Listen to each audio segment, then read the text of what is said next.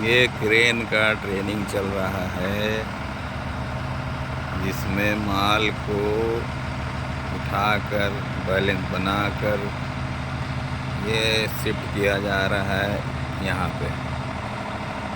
ठीक है। क्रेन में सबसे इम्पोर्टेंट काम है कैलकुलेशन करना, यानी माल का लिफ्टिंग प्लान बनाना। आप क्रेन में सबसे पहले लिफ्टिंग प्लान को रेडी कीजिए। लिफ्टिंग प्लान में आप सबसे पहले माल को अपना नोटिस कीजिए। ये जो मटेरियल है मेरा, इसका लेंथ और हाइट क्या बनता है और इसका कैपेसिटी क्या बनता है। जब ये तीन चीज़ का आप प्लानिंग कीजिएगा तो फिर उसमें बंधने वाला बेल्ट को नोटिस कीजिए। बेल्ट हो, सीलिंग हो या चैन हो, कोई भी XYZ। उस चीज़ को नोटिस करने के बाद आपको पता चल जाएगा मेरा माल का लेंथ ये है और बेल्ट का लेंथ ये है और माल का कैपेसिटी मेरा ये है। उसके बाद आप टारगेट कीजिए अपना टारगेट को, जहाँ पे आपको मटेरियल को पहुँचा के रखना है। उसका हाइट को नोटिस कीजिए। उस हाइट पे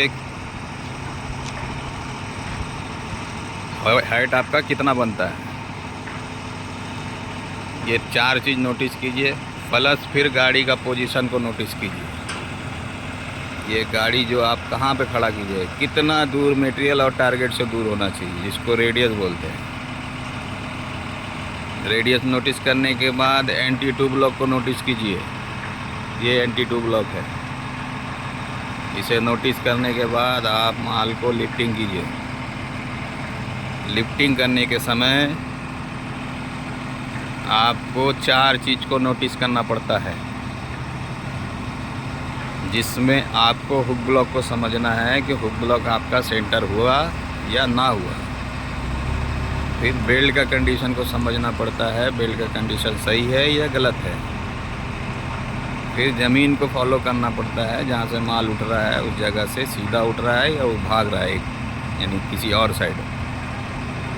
जब ये तीनों चीज़ आपका सही हो जाएगा, फिर आपका क्वालिटी बनता है बैलेंस का। कि लीवर को किस हिसाब से आप चलाते हैं,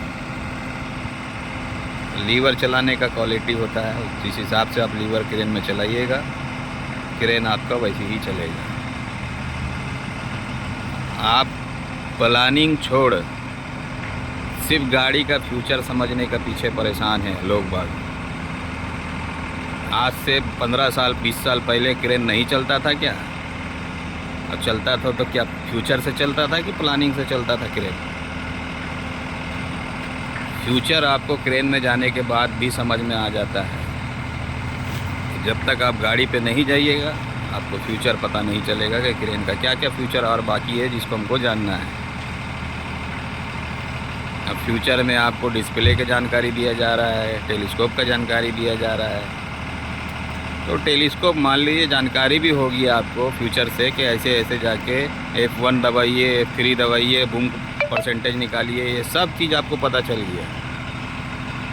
तो आप जब बूम निकालिएगा तो किस हिसाब से निकालिएगा? प्लानिंग के हिसाब से निकालिएगा कि मीटर के हिसाब से निकालिएगा?